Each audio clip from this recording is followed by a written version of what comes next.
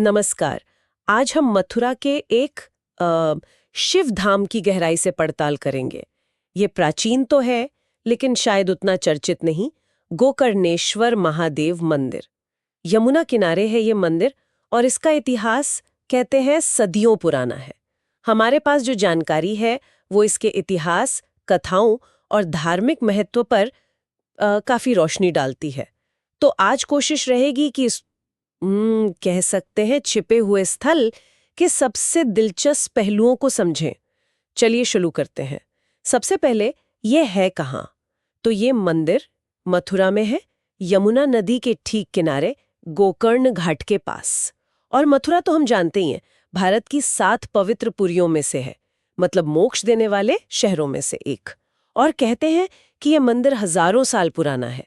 कुछ कथाएं तो इसे महाभारत काल से भी जोड़ती हैं। जी हाँ, बिल्कुल।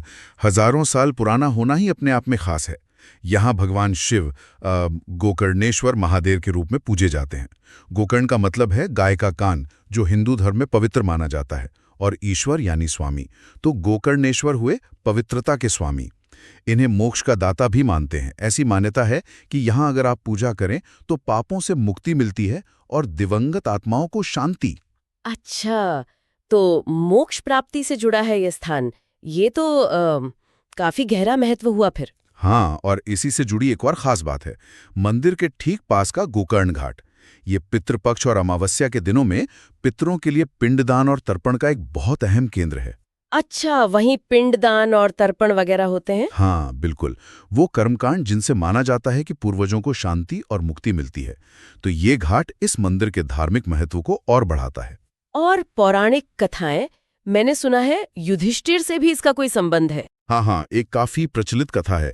कहते हैं कि पांडवों में सबसे बड़े धर्मराज युधिष्ठिर ने अपने पूर्वजों का श्राद्ध यहीं किया था, और तब भगवान शिव ने खुद गोकर्णेश्वर रूप में प्रकट होकर उन्हें आशीर्वाद दिया था। ओह, महाभारत काल से जुड़ा होना तो। हाँ, ये इसके प्राचीन और पवित्र होने का एक बड़ा संकेत माना जाता है। ये तो वाकई दिलचस्प है।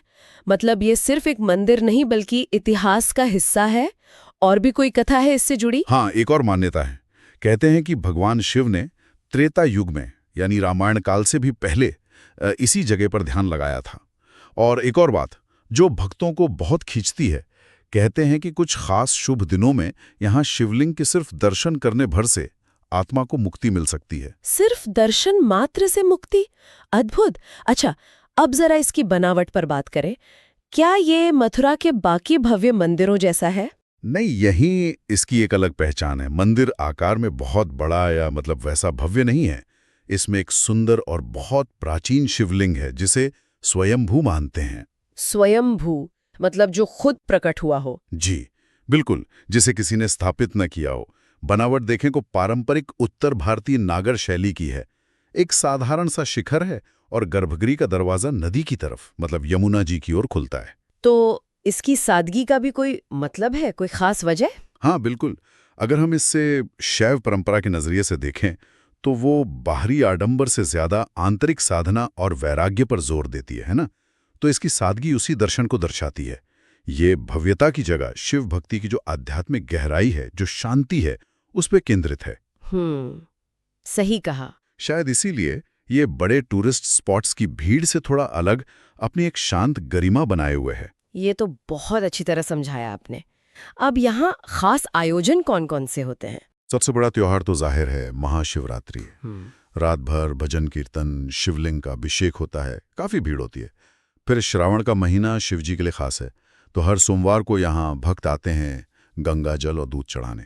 और पितृपक्ष का तो आपने जिक्र किया ही था पहले। हाँ, पितृपक्ष के दौरान गोकर्ण घाट पर विशेष अनुष्ठान होते हैं पूर्वजों की शांति के लिए।